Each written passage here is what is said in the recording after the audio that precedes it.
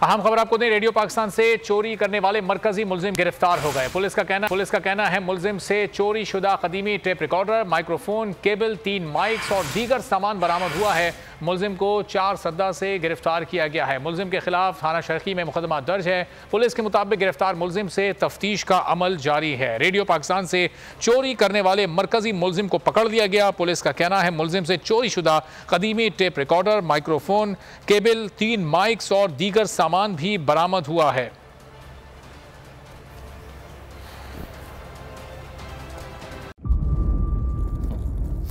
इंतजार था ना, चलो इस बार वो करते हैं जो इससे पहले किया ही नहीं। किस्मत की आंखों में आंखें डाल के जीतना होगा।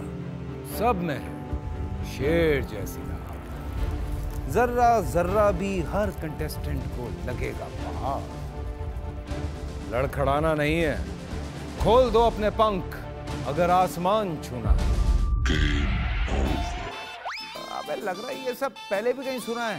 एंटरटेनमेंट की गारंटी जनाब, क्योंकि यहाँ खेलोगे कूदोगे तो बनोगे नवाब। खुश रहो पाकिस्तान।